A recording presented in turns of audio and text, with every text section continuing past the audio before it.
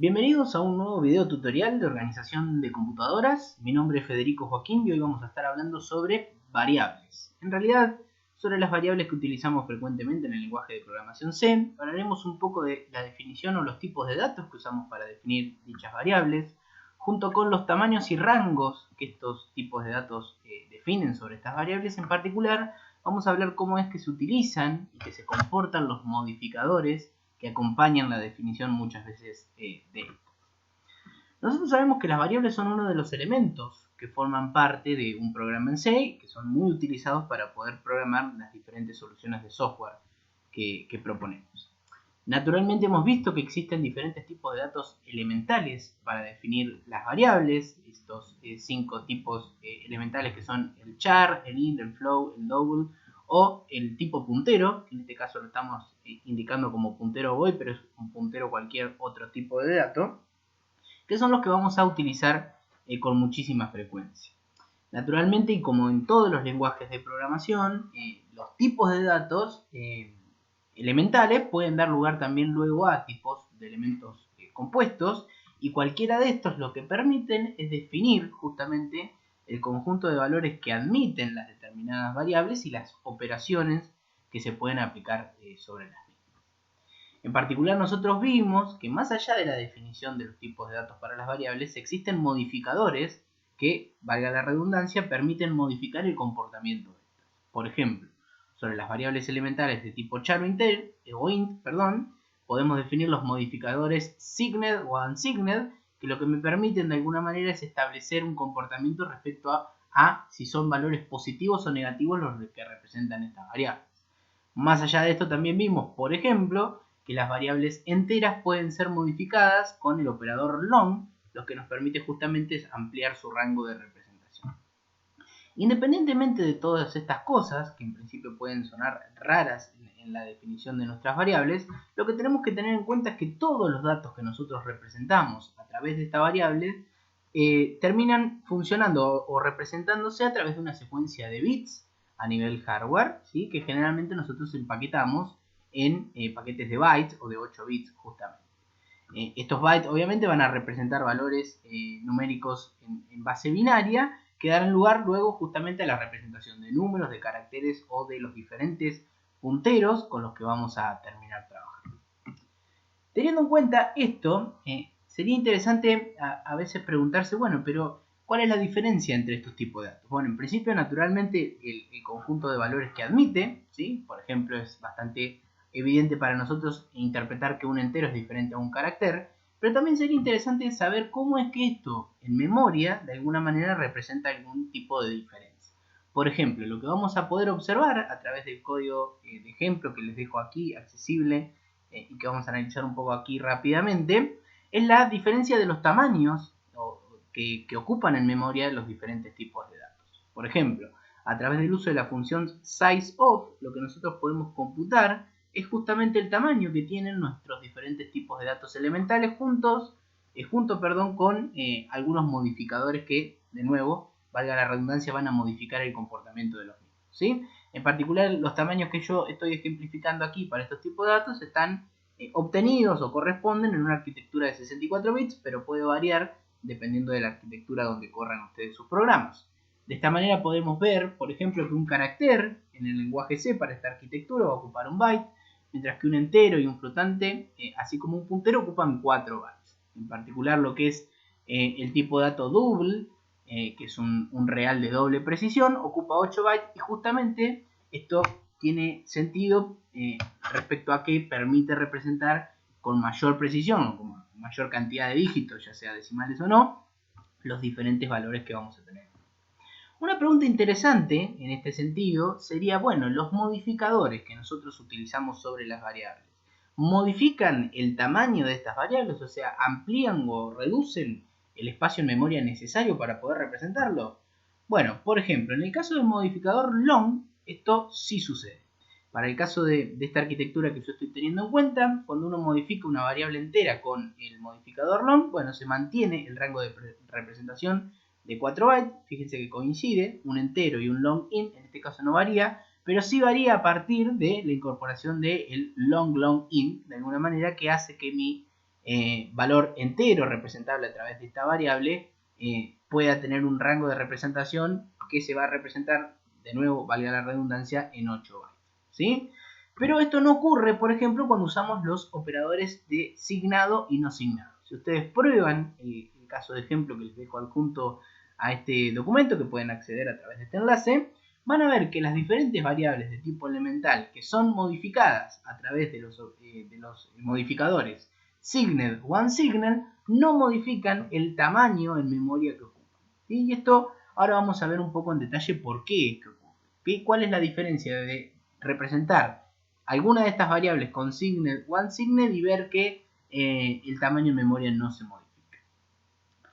Vamos a tomar como caso de ejemplo un tipo de dato entero que sabemos que ocupa 4 bytes de manera elemental y que si lo modificamos a través de los modificadores signed o unsigned, el espacio en memoria que ocupan sigue siendo el mismo. Como habíamos dicho, estos 4 bytes en definitiva lo que representan es una secuencia de 32 bits que serán utilizados, todos estos, para representar en binario el valor entero, que en este caso va a estar almacenado en esta variable entera cuando uno la define, ¿sí? Todavía no lo han visto desde la teoría, pero va a ser el próximo módulo que van a estudiar con Alejandro. Van a ver que dentro de este paquete de 32 bits o de 4 bytes, hay un bit en particular que nosotros vamos a distinguir como el bit de signo, ¿sí? Siguiendo un sistema de representación en particular, lo que vamos a ver es que el bit de la posición más significativa será el que de alguna manera me determinará si este entero de 4 bytes es positivo o es negativo. Desde este punto de vista, entonces, lo que tenemos que tener en cuenta es que cuando uno nota como signado o no signado a un valor entero, lo que le está dando de alguna manera representación o valor es justamente si este bit debe ser interpretado o no como el bit de signo, ¿sí? Cuando trabajamos con dígitos, con variables, signadas, claramente este bit de dígito tiene que estar reservado para representar valores positivos o negativos. Mientras que una variable entera que está definida como no signada nos va a permitir de alguna manera utilizar este dígito para incorporar o para representar el valor entero que estamos queriendo tener en cuenta y no teniéndolo que reservar justamente para representar si el signo es positivo o negativo. Esto inmediatamente lo que tiene un efecto es en el rango de representación de los valores que vamos a poder asignar en esa variable entera. Veamos, por ejemplo, que para una variable entera, de nuevo en esta arquitectura de 64 bits, nosotros vamos a ver que el rango de valores representables dentro de esa variable de forma signada, esto es para representar valores positivos o negativos, va a fluctuar, digamos, en este rango. Menos 2 a la n-1 y entre 2 a la n-1 para el caso de los positivos, ¿sí? En este caso el valor n lo que está representando es la cantidad de bits que vamos a tener para representar este valor. De manera contraria, cuando trabajamos sobre un rango no signado, lo que vamos a ver es que obviamente no vamos a tener valores positivos, ¿sí? Sino que el rango va a comenzar en 0, pero en particular vamos a ver que el rango de los valores representados positivos, llamémosle de alguna manera, va a ser exactamente el doble.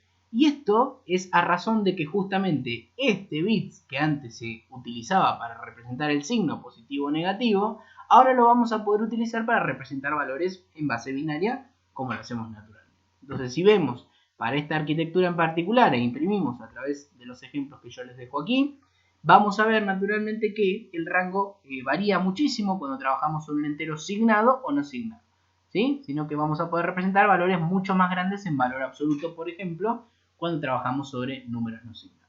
Este tipo de expresiones que hallamos acá para poder distinguir el rango de los valores representables en una variable entero van a quedar muchísimo más claro a partir del próximo módulo que van a analizar en teoría, pero es importante que ya vayamos interpretando un poco cuál es el significado de estos modificadores, ¿sí? Los modificadores no alteran el espacio en memoria, pero sí lo que alteran es la interpretación, en este caso del bit de signo, para este paquete de 4 bytes que me representa una variable entera, lo que me da lugar a diferentes rangos de representación entre los valores que voy a poder asignar, ¿sí? Naturalmente, cuando uno no necesita trabajar con dígitos, con números, signados, es importante definir justamente las variables de manera no signada porque eso nos va a ampliar y mucho el rango de los valores de representación, ¿sí? Para poder representar, por ejemplo, este valor que es lo suficientemente grande, Si hubiésemos dejado la variable asignada, hubiésemos necesitado justamente definir nuestra variable entera como long int, de manera de ampliar este rango de representación. Y fíjense que haciendo uso de los mismos 4 bytes que teníamos, simplemente declarando la variable de forma no asignada, hubiésemos logrado el mismo comportamiento, pero usando menos espacio en memoria. Bien, otra de las variables que frecuentemente vamos a utilizar son las que conocemos del tipo boolean, pero hay que tener en cuenta que en C, este tipo de variables, o las variables de tipo boolean, no están predefinidas. No existe el tipo de dato booleano. En su lugar, lo que nosotros vamos a ver es que las expresiones lógicas van a considerar siempre al 0 como el valor lógico falso, y cualquier valor distinto de 0, que generalmente es 1, pero cualquier valor distinto de 0 va a ser interpretado en todo caso como el valor lógico true. De esta forma, fíjense que a través de un número simplemente vamos a poder representar lo que antes representábamos a través de una variable con los valores lógicos false y true. ¿Sí? Veamos unos ejemplos para poder comprender esto. Acá tenemos algunas variables de tipo entero que de alguna manera son inicializadas a través de la evaluación de una expresión lógica. Por ejemplo, si vemos esta expresión lógica que tenemos acá, 3 menor a 2, nosotros sabemos que esa evaluación va a ser falsa. Como justamente esta evaluación de esta expresión lógica es falsa, y como el falso se representa de nuevo con el valor 0, lo que vamos a ver es que en la variable a se va a asignar el valor 0, tal cual aparece acá. Por el contrario, cuando trabajamos sobre un operador de negación, por ejemplo, no a, en este caso vemos que esto es una expresión lógica, tiene que tener un resultado verdadero o falso. Como en este caso la variable a tenía asignado el valor 0, y ese 0 me estaba representando el valor lógico falso, cuando yo niego algo que es falso, lo que obtengo justamente es un valor verdadero. Entonces la variable b debería tomar un valor distinto de 0, que como les decía, generalmente va a ser 1. ¿Sí? Por eso, si vemos en los ejemplos que les dejo aquí adjuntos, van a ver que esta variable finalmente toma el valor. En particular, cuando trabajamos con otra variable, acá otro ejemplo, vemos que acá tenemos el operador OR por cortocircuito, y lo que evalúa es si la expresión A, ¿cómo es? En este caso a era igual a 0, como el 0 se interpretaba como falso, vemos que es falso, o en cortocircuito, que en este caso va a seguir evaluando la expresión, el resultado de evaluar la variable B, que en este caso tenía asignado el valor 1. Como 1 es distinto de 0, se va a interpretar como valor verdadero en este caso, entonces la expresión C, o esta expresión de acá que tenemos en cuenta, va a tener como resultado el valor verdadero. En ese caso, en la variable C se va a asignar un valor distinto de 0, insisto nuevamente, en el caso general se asignó. ¿Sí? Bueno, ahí podemos propagar estas expresiones para evaluar el siguiente ejemplo, pero es importante que esto se replica sobre cualquier otro constructor, digamos, otra sentencia que utilicemos, sentencia de control que utilicemos para programar en C. Por ejemplo, en el caso de el if, que es donde frecuentemente nosotros utilizamos expresiones condicionales, vemos que en el caso que estemos diciendo si 1, el 1 va a ser interpretado como valor verdadero, y por lo tanto se va a ejecutar la sentencia del bloque then. ¿Sí? Va a entrar y va a imprimir el texto que figura acá. Entra aquí. De la misma manera, nosotros podríamos utilizar expresiones o variables, en este caso como spar. La variable spar, nosotros en este ejemplo vimos que iba a terminar siendo inicializada en 1. Entonces, de nuevo, esta expresión de acá se va a evaluar como verdadera, porque es un valor distinto de 0, y por lo tanto, de nuevo, se va a imprimir la sentencia del bloque then, que en este caso es spar. ¿Sí? Esto es una pregunta muy frecuente que nos hacen, por eso queríamos hacer la aclaración. Es muy simple. Insisto de nuevo, el 0 va a representar el valor falso, y cualquier otra cosa, que generalmente es 1, va a representar el valor lógico verdadero. Y por otro lado, otro de los tipos de variables que vamos a usar mucho, que tal vez son los más interesantes en el contexto de lo que es la programación en lenguajes C, son las variables de tipo puntero. En teoría ustedes analizaron que estas variables de tipo puntero lo que representan en definitiva son direcciones de memoria. ¿Qué significa esto? Que el contenido de la variable, lo que está dentro de esa variable, lo que nosotros asignamos o modificamos dentro de esa variable, en definitiva siempre es una dirección de memoria. ¿Sí? Este tipo de variables o el tipo de dato puntero es muy poderoso y lo vamos a utilizar muchísimo a lo largo de la materia, y frecuentemente trae algunas dificultades para comprenderlo al comienzo, pero es muy importante que vayamos entendiendo su esencia desde el comienzo. ¿Sí? En particular, insisto de nuevo, veamos un par de ejemplos que les dejo aquí el enlace adjunto para que lo puedan también ver en código fuente, digamos, para lo que es el lenguaje de programación C y en la IDE CodeBlocks. ¿Sí? Vamos a definir tres variables, que en este caso son tres variables de tipo puntero. Fíjense que el asterisco este que está acá es lo que me representa que es una variable puntero, y puntero a un tipo de dato. En este caso, los tres son tres tipos de datos elementales, que son un entero, un carácter y un float, ¿sí? Que llamamos PI, PC y PP. En particular, vamos a ver cómo esto se representa en memoria. ¿Sí? Si nosotros hacemos un esquema con las direcciones de memoria y el contenido que tiene esa dirección de memoria, lo que vamos a ver, siguiendo de nuevo el escenario en donde estamos trabajando en una arquitectura de 64 bits y un puntero ocupa 4 bytes, vamos a ver que entre la dirección hexadecimal 000 y 004 se va a ubicar nuestra primera variable que vamos a llamar PI. ¿Por qué? Porque el puntero PI ocupa 4 bytes. Del 0 a el 4, ¿sí? El 4 no es inclusive. A partir de la dirección 4, lo que nosotros vamos a ver es que van a seguir los 4 bytes que ocupan nuestro puntero P sub C, ¿sí? Que en este caso es un puntero a char, ¿sí? Y lo mismo sucede a partir de la dirección 8, fíjense que del 4 al 8 deberíamos tener los 4 paquetes de bytes que van a representar el valor de este puntero. A partir de la dirección 8 y hasta los 4 siguientes vamos a ver que viene el puntero PF que tenemos acá. Algo que tienen que tener en cuenta, y que es muy importante, que en este caso nosotros no inicializamos los punteros en ningún caso, y no sabemos cuál es el contenido en memoria que definitivamente van a tener estas celdas de memoria. Por lo tanto, no sabemos dónde es que estos punteros, en este caso, están apuntando, ¿sí? Es muy importante tenerlo en cuenta porque las celdas de memoria nunca son inicializadas en este caso, ¿sí? En particular, si ampliamos el ejemplo, vamos a empezar a definir otras variables, por ejemplo, la variable entera i, que se inicializa con el valor 10. Vamos a ver nuevamente que como esta variable pf comenzaba en la dirección 8, 4 bytes después, en este caso en la dirección hexadecimal c, la dirección 2 en decimal si lo queremos pensar, va a comenzar a ubicarse el contenido de la variable i, que en este caso es entera, que va a ocupar 4 bytes, y en esos 4 bytes el contenido que se va a representar va a ser un número, en este caso es el número 10, que es el que estamos asignando. Fíjense que aquí estamos usando una notación difusa de alguna forma, ¿no? Estamos manejando valores en hexadecimal y valores acá en decimal o de caracteres que ahora vamos a ver como caracteres. Pueden usar la representación que a ustedes les sea más simple para observar, siempre que sea clara, ¿sí? En particular vamos a definir otra variable de tipo carácter C, igual a, de nuevo, como esta variable i ocupaba 4 bytes, vamos a ver que desde la dirección C, 4 lugares más abajo, por llamarlo de alguna manera, en este caso la dirección hexadecimal 10, va a comenzar a ocupar el contenido de la variable C, que es de tipo carácter, en este caso el carácter A. ¿Sí? Acá podría haberle puesto las comillas para que quede un poco más claro. Y fíjense que como cualquier carácter ocupa un byte, una dirección después, ¿sí? En la dirección 11, llamémosle, vamos a haber definido nuestra variable f, que es de tipo float, ¿sí? Que va a ser inicializada con el valor 7,0. ¿Sí? Ahí vemos como en el esquema de memoria cómo estas 6 variables fueron representadas en función del tamaño que ocupan cada una de ellas, ¿sí? De forma consecutiva.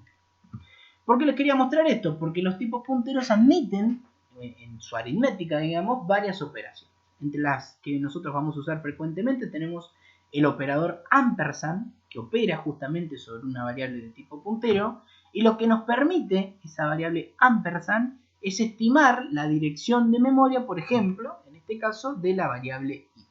Cuando este operador ampersand aplica sobre la variable i, lo que está diciendo esta expresión es quiero obtener la dirección de memoria donde se encuentra esta variable o el contenido de la variable. Si nosotros miramos, ese enlace que se va a generar, esa dirección de memoria, va a ser asignada a la variable p sub i. De alguna forma vemos que gráficamente la variable p sub i va a tener un valor que referencia justamente a la variable i que vemos acá, ¿sí? ¿Cuál es la de, como todo puntero en su contenido, que lo habíamos hablado acá, su contenido es justamente una dirección de memoria? Lo que vamos a ver es que el puntero p sub i, el contenido tiene que ser una dirección de memoria. ¿Cuál va a ser esa dirección de memoria? En este caso, en función de lo que estamos operando, la dirección de memoria donde se ubica la variable i. En este caso, la dirección 0xc en hexadecimal. Entonces vamos a ver que esta operación lo que hace es justamente asignar ese valor, ese valor hexadecimal, esa dirección de memoria, en lo que es el contenido de nuestra variable p sub i.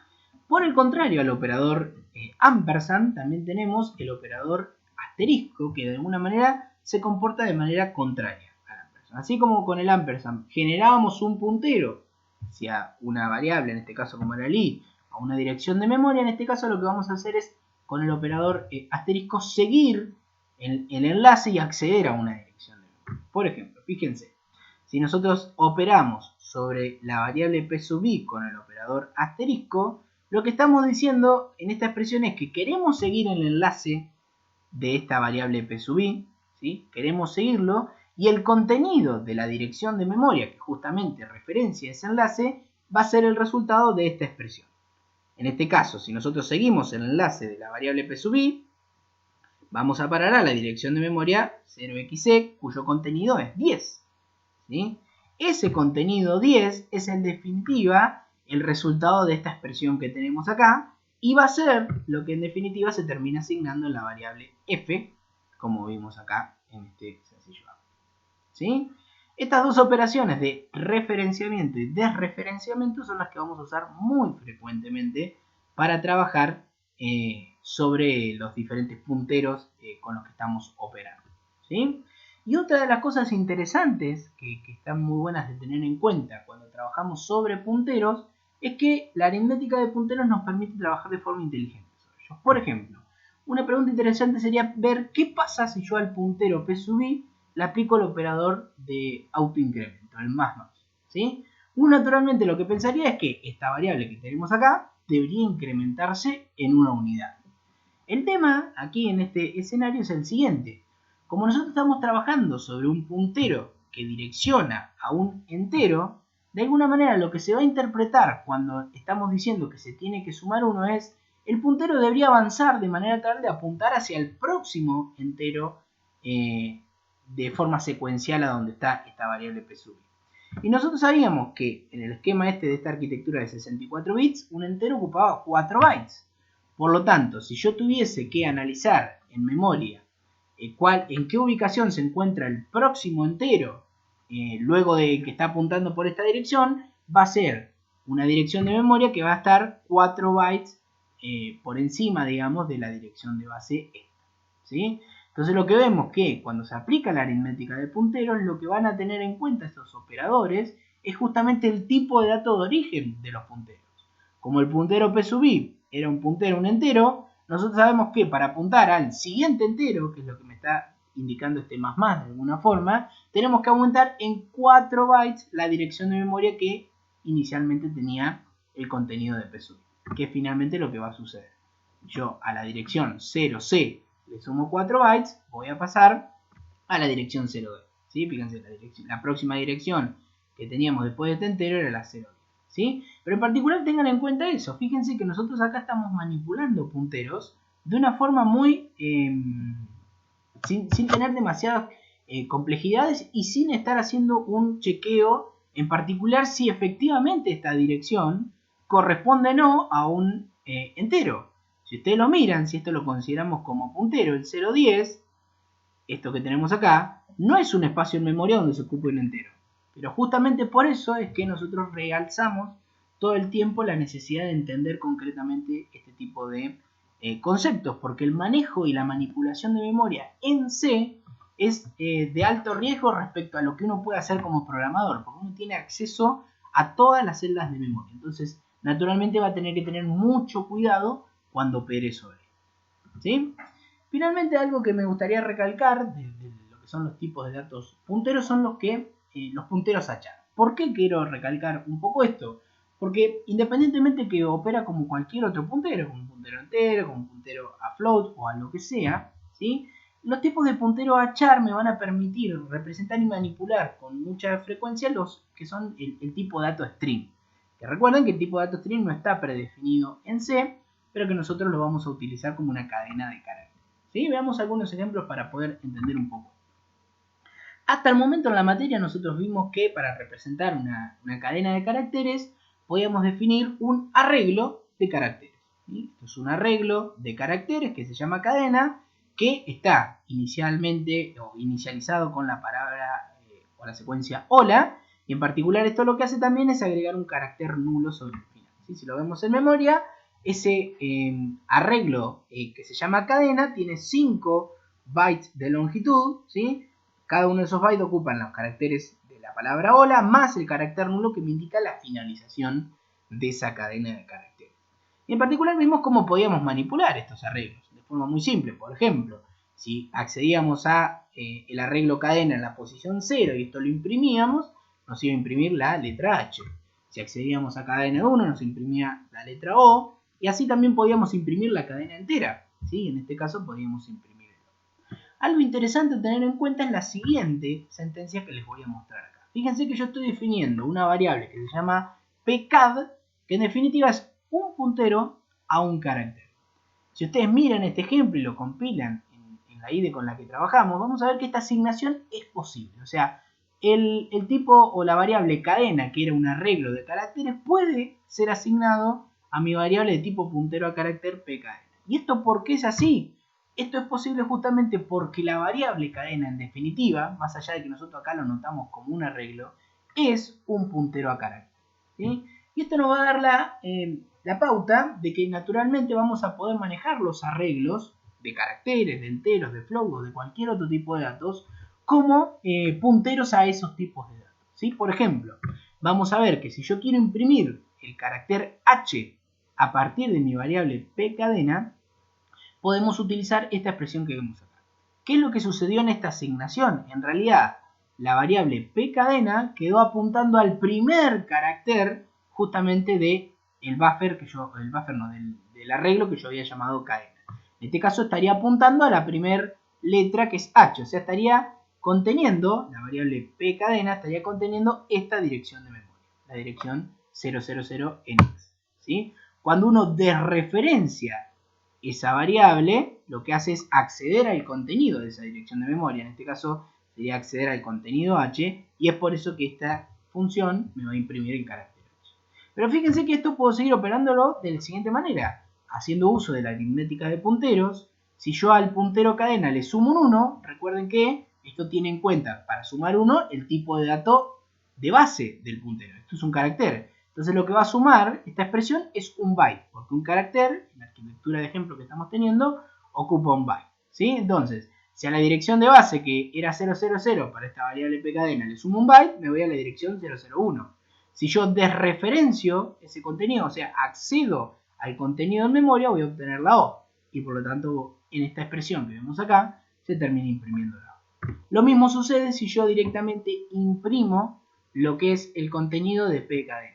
¿Sí? Si yo imprimo esta cadena de caracteres, lo que va a hacer esta función a partir de este puntero es imprimir todos los caracteres disponibles de forma consecutiva hasta el carácter nulo. Por eso imprime la H, la O, la L, la A, hasta que se llega al carácter nulo, y ahí finaliza, digamos, lo que es la impresión de estos caracteres a través de esta función.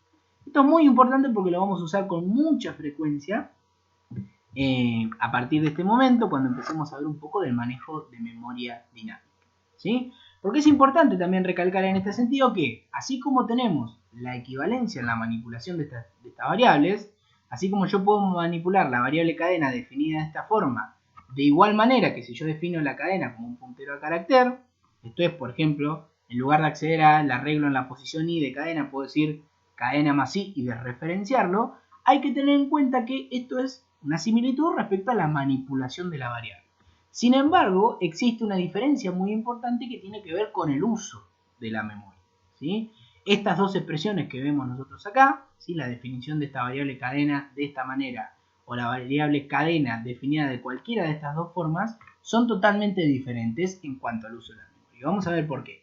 Mientras en el primero de los casos, cuando yo defino la cadena como un arreglo de caracteres, que en este caso se inicializa con 5 componentes, las 4 letras de hola más el carácter nulo, o como hicimos acá, definiendo la variable cadena como un arreglo de 5 componentes de caracteres, y estoy reservando espacio para 5 caracteres.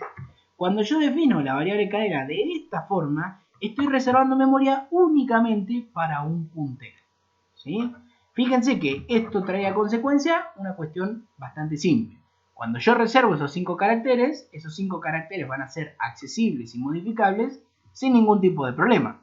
Yo puedo decir cadena de 0, cadena de 1, cadena de 2 y voy a estar modificando espacios de memoria que yo reservé para justamente la cadena que estoy representando.